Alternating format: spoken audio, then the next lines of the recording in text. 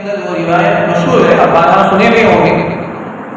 عبداللہ ابن مسعود رضی اللہ عنہ راوی ہیں، تو ایک صحابہ کی ایک جماعت سفر میں تھے، ایک جگہ قیام فرمایا، قریب میں ایک بستی تھی، وہاں صحابہ نے پڑاؤ ڈالا، خیمہ زن ہو گئے۔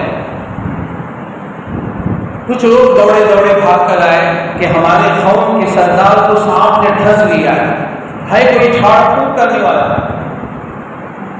تو صحابی میں سے ایک صحابی اٹھے اور اس لوگوں کے ساتھ چلے گئے، دیکھا کہ قوم کے سردار کو سانپ نے ڈھس لیا ہے، تو آپ نے پانی، بعض روایت میں کہ نمک کے پانی میں سورہ فاتحہ پڑھ کر انہوں نے دم کی اور اس کے اوپر کیا تو اچھا ہو گیا، وہ زہر اتر گئے۔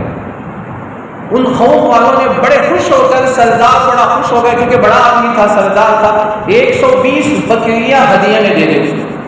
اس زمانے میں پیسے کم ہوتے تھے تو بکریاں 120 بکری انہوں نے دے دی ہدیے میں۔ اب یہ لے کر آ گئے، یہ پورا واقعہ بخاری کے اندر 2-3 جگہ اللہ کے حضرت امام بخاری نے ذکر فرمایا۔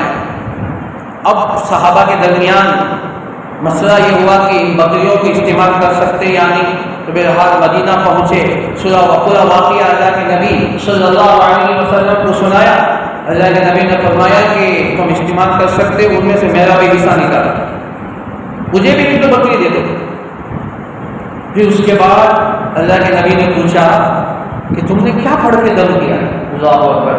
اللہ کے نبی صلی اللہ علیہ وسلم خوش ہو کر اس صحابی سے، عبداللہ ابن مسعود سے پوچھ رہے ہیں کہ تم نے کیا پڑھ کے دم کیا کہ وہ سانپ کا زہر بھی اتر گیا؟